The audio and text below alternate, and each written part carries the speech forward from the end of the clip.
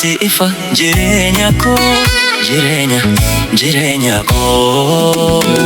Yaa jaalallee ko, ati ifa jireenya ko, ija koo jaalalleettiya, ati bareedduu jaalaadha.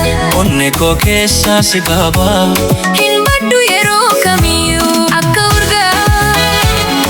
Abaaboo barii na keessa guutee jirta, jaalalli kee na waameera akka rooba lafa jiisu.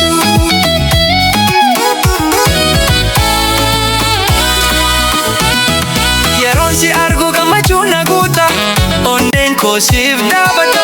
Si malee addunyaa koo duwwaadha, ati jireenya koo guutuudha.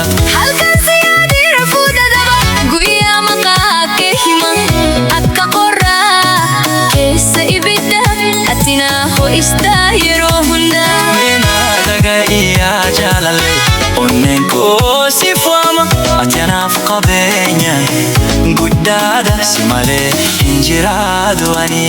Ija koo jaalalleettiya, ati bareedduu jaalaadha. Onnee koo keessa si qaba, hin baddu yeroo kamiyyuu akka urgaa.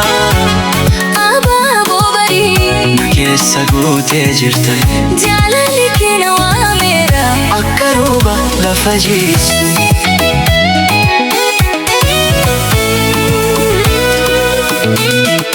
yeroo na ilaaltu akka aduu ifta, ifni kee naaf gala.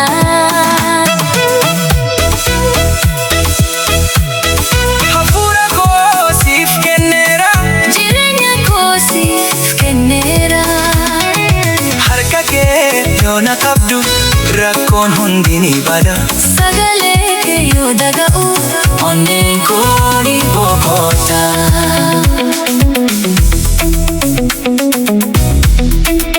yaa jaalallee koo si malee lubbuun koo hin guutu. Akka galaana keessatti bishaan, Si malee hin jiraatu. yeroo hundumaa si filata. Onnee koo siif kenna, Jaalalli keenya bara baraan. hin citu hin badu.